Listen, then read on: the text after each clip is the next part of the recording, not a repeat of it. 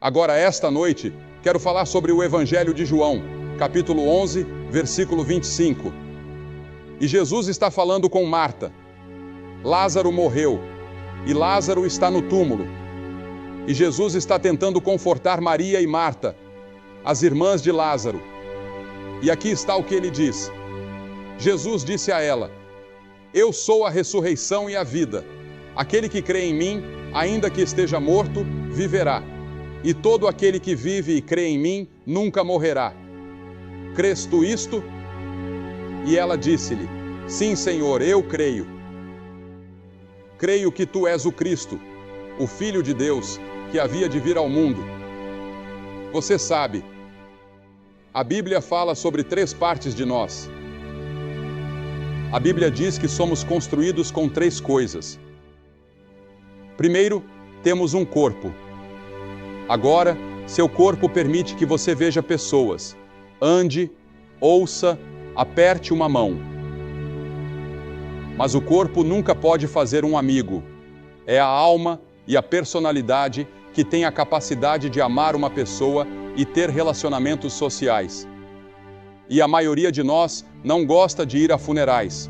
Não gostamos de falar sobre a morte. E nós, na América, temos um grande medo da morte. E a Bíblia diz em Hebreus 2º capítulo, que pelo medo da morte estiveram toda a sua vida em cativeiro. O medo da morte pode mantê-lo em cativeiro por toda a sua vida, diz a Bíblia. Em Gênesis 3,19, a Bíblia diz: Porque tu és pó, e ao pó retornarás. E em Gênesis 5 menciona isso, diz isso, e ele morreu 11 vezes. Você vai morrer. Você está preparado para morrer? A Escritura diz: prepare-se para morrer, prepare-se para encontrar Deus. Está ordenado ao homem morrer uma vez, e depois disso.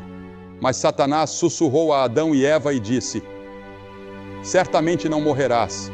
E ele ainda usa a mentira em você. Você diz: outra pessoa vai morrer naquele acidente de automóvel. Vai ser outra pessoa que vai pegar pneumonia e morrer. Vai ser outra pessoa que vai ter câncer. É outra pessoa que vai ter um ataque cardíaco. Mas um dia desses será você. Olhamos para nossas telas e vemos filmes como Gable e Lombard ou fotos de Marilyn Monroe e achamos que eles estão vivos. Ou até vemos o ex-presidente Kennedy voltar à tela ou Martin Luther King voltar à tela. E de alguma forma colocamos em nossas mentes que eles estão vivos agora, assim, no mesmo velho corpo, mas eles não estão. Eles estão mortos. Então o corpo morre. O corpo de todos vai morrer. Seu corpo irá para o túmulo. A segunda parte de nós é chamada de alma. Às vezes, nós a trocamos, alma e espírito. Mas eu acredito que há uma diferença entre a alma e o espírito. Mas a alma, o que é a alma? A alma pode pensar, a alma pode decidir, a alma pode desejar, a alma pode saber, pode amar, pode odiar, pode reagir. Para resumir, a alma é aquela parte de nós que chamamos de personalidade. Eu tenho 2 cachorros em casa, pastores alemães, cães altamente treinados. Devo acrescentar, um deles é treinado para correr quando você chega e o outro é treinado para rosnar ou morder se necessário. Mas sabe, eu notei que esses cães, eles têm emoções. Eles sofrem, eles parecem se preocupar se não forem alimentados a tempo. E eles ficam bravos e amam. E cada um tem sua própria personalidade. Porque veja bem, um cachorro tem uma alma, assim como você. Todo o mundo animal tem uma alma. Se o animal tem corpo e personalidade semelhantes aos humanos, então o que torna os humanos diferentes? Você já pensou nisso? O que o torna diferente do seu cachorro? O que o torna superior a um elefante? O que o torna superior a qualquer outro animal? A terceira coisa, o corpo, a alma. Os animais têm corpos, os animais têm almas, mas nenhum animal tem espírito. O espírito é algo que somente os humanos têm. O homem possui algo além de seu corpo e sua alma que o animal não tem. Ele tem o Espírito. E o Espírito é totalmente único. Você sabe o que é o Espírito?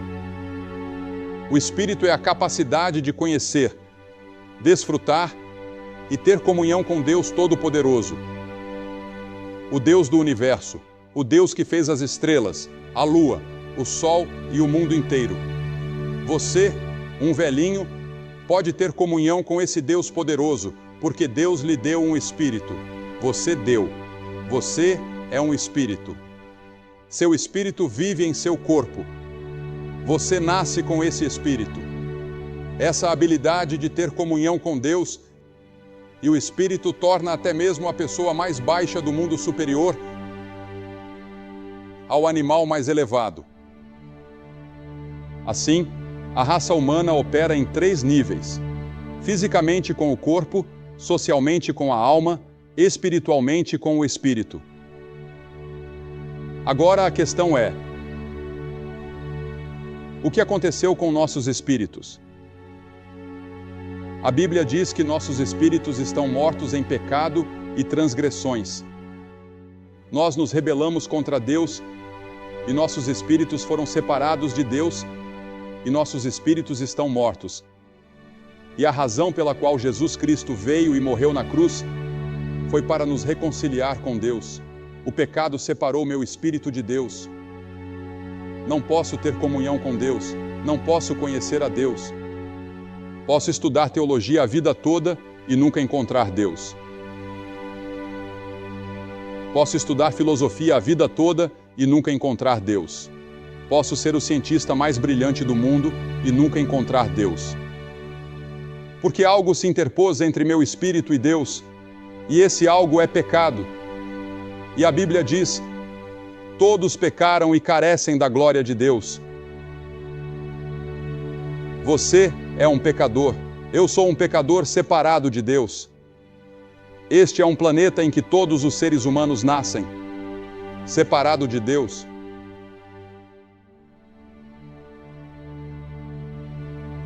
Você pode estar fisicamente vivo, espiritualmente vivo, mas espiritualmente morto. A Bíblia diz: aquela que vive em prazeres está morta enquanto vive.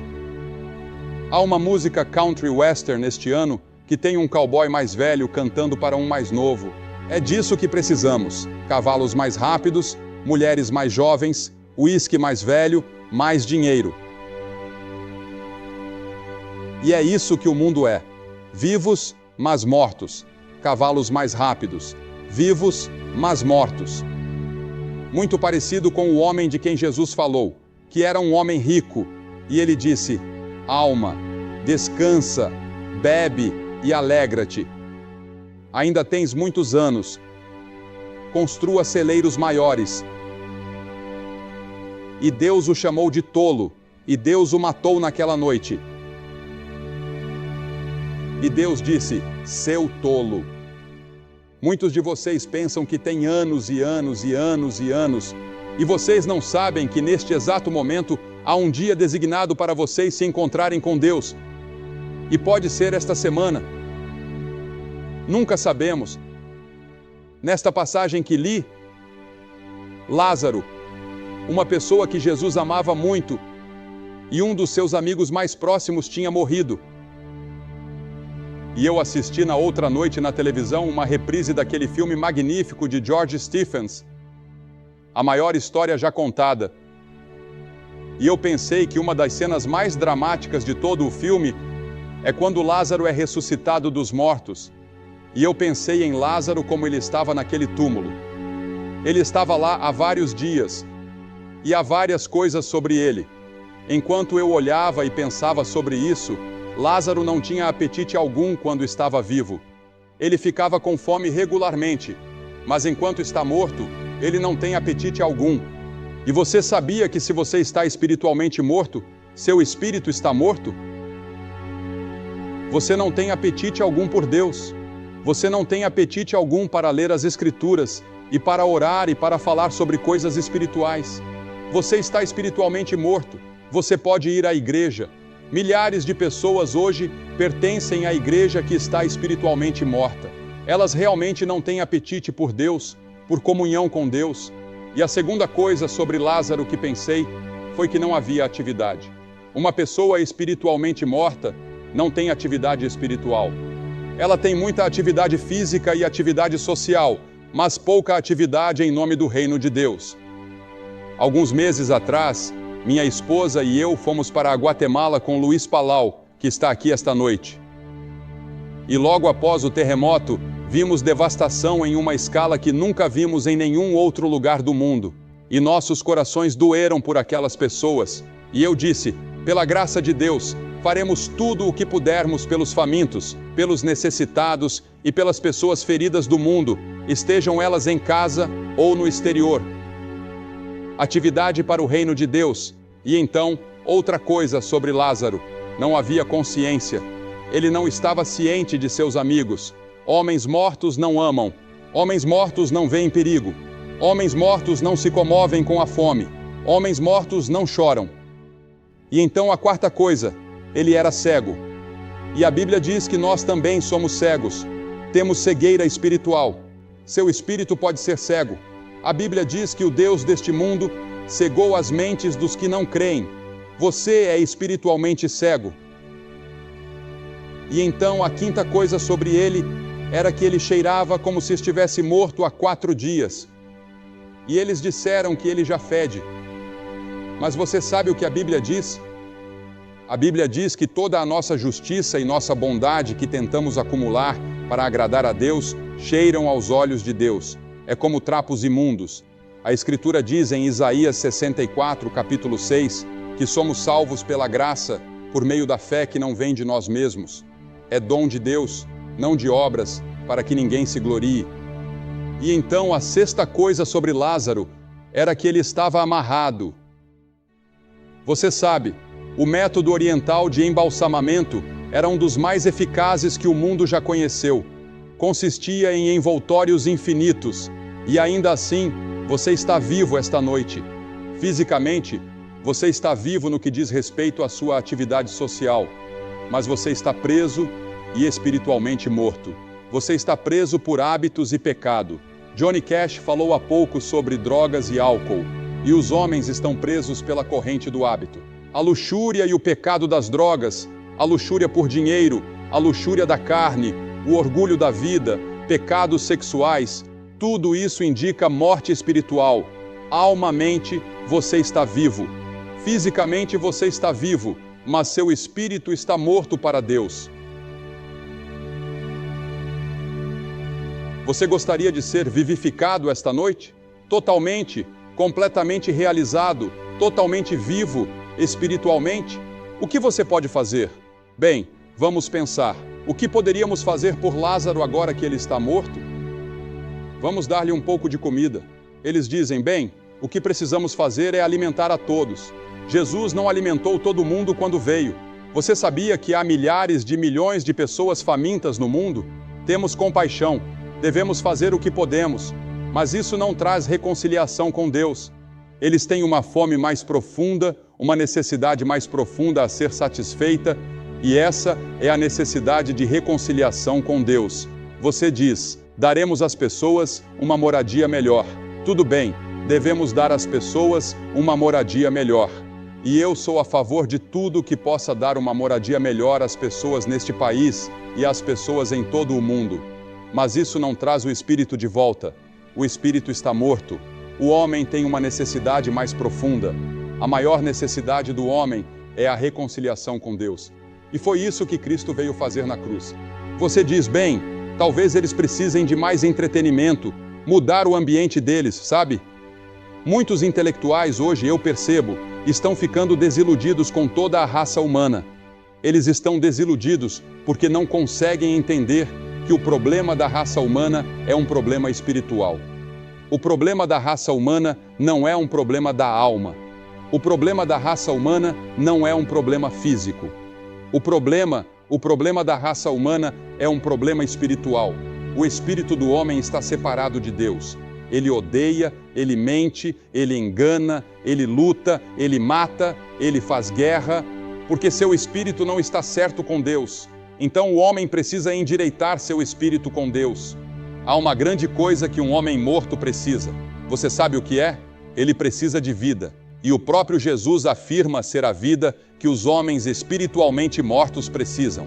Ele disse que a razão pela qual ele veio ao mundo foi para que ele pudesse dar vida mais abundantemente. Ele disse: aqui está uma das maiores passagens de toda a literatura. Ele disse: eu sou a ressurreição e a vida.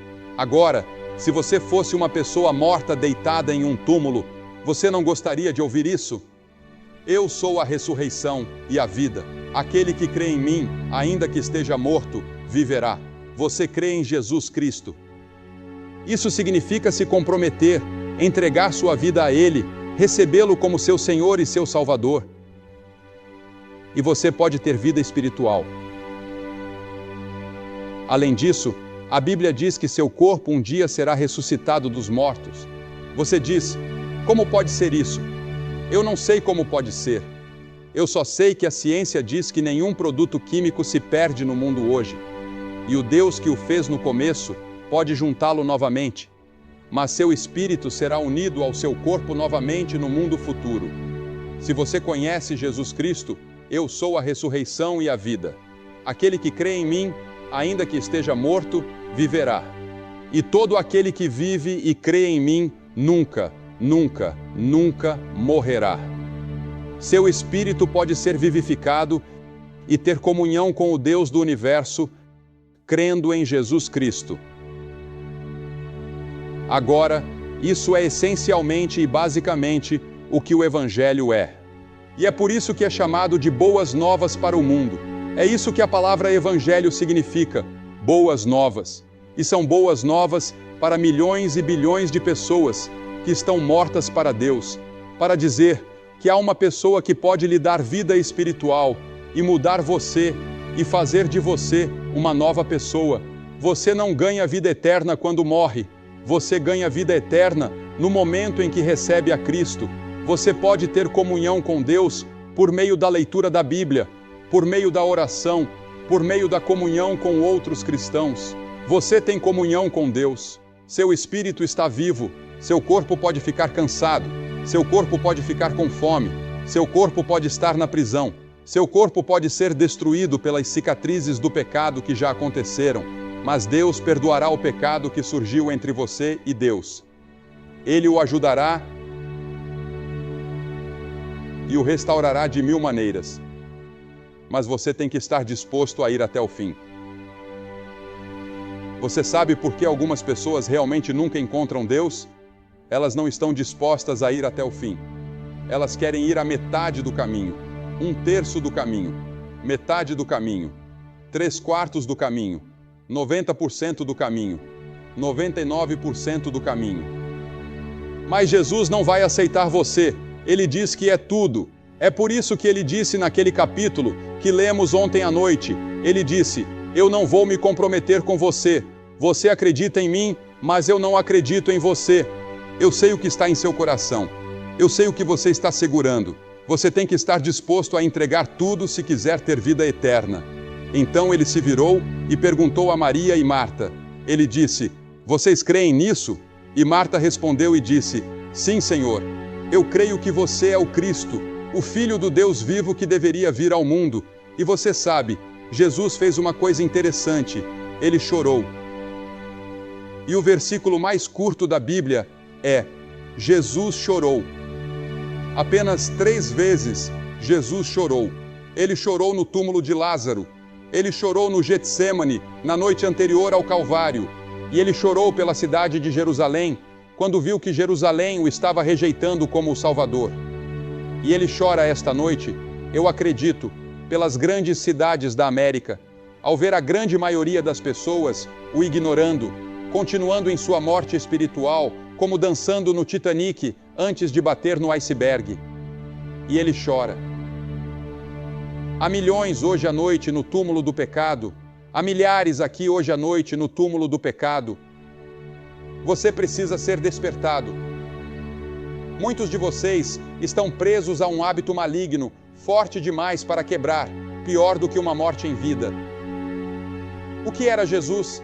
Resposta: Ele foi até o túmulo e disse: Lázaro, sai para fora. Você sabe por que eu acredito que Jesus chorou? Eu não acredito que Jesus queria chamar Lázaro de volta. Lázaro já estava no céu. Não acredito que Lázaro quisesse voltar. Você pega uma pessoa que morreu e foi para o céu por apenas 1 minuto, e ela vê a glória do céu. Por que você não poderia pagar a ela dinheiro suficiente em todo o mundo para fazê-la voltar? Você e eu choramos por eles. Eles não estão chorando, eles estão felizes. Seus espíritos estão felizes, em total comunhão com Deus, e eles são amigos. E a reunião e a felicidade que estão acontecendo ali. Jesus chorou, eu acredito, porque ele não queria ter que chamar Lázaro de volta. Mas para que suas credenciais como o Messias fossem estabelecidas, ele iria ressuscitar os mortos. Então ele disse: Lázaro, venha para fora. Se ele não tivesse dito o nome Lázaro quando ele disse: saia para fora, cada pessoa que já morreu na história do mundo teria saído do túmulo. Então ele disse: Lázaro, saia para fora. E Lázaro saiu para fora. Mas Lázaro ainda estava amarrado nas roupas velhas. Jesus disse: solte-o agora.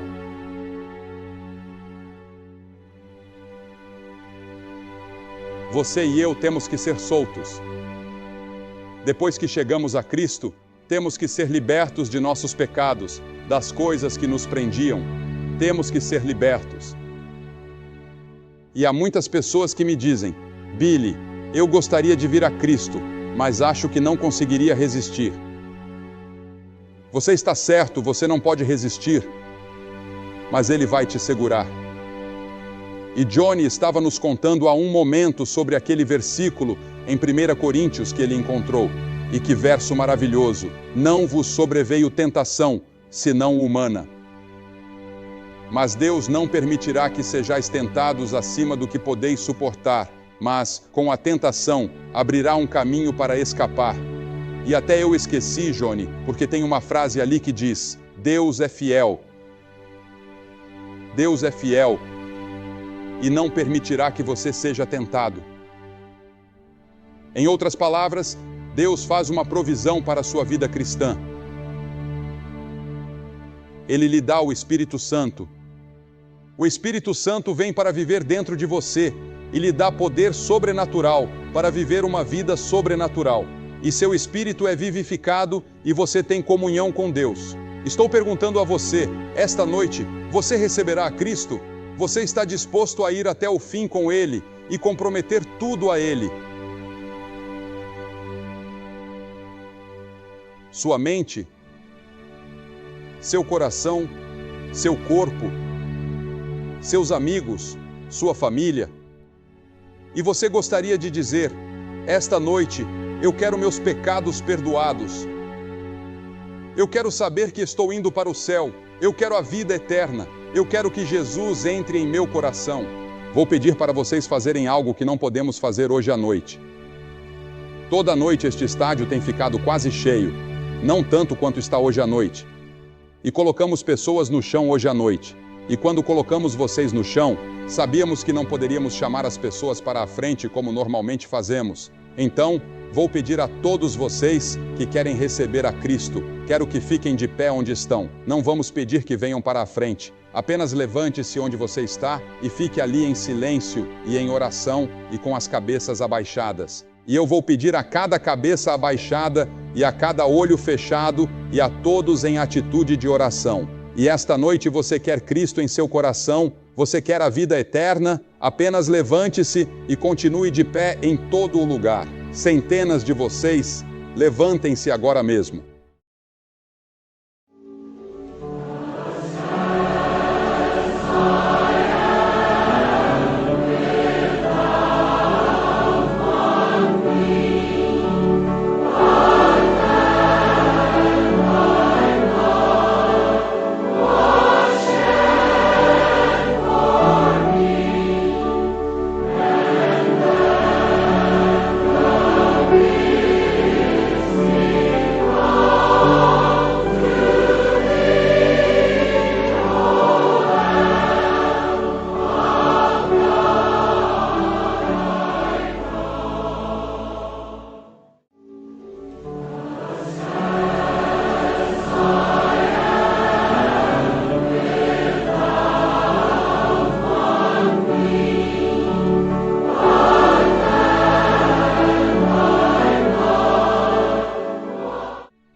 E você que está assistindo pela televisão, você pode fazer seu compromisso com Jesus Cristo bem onde você está.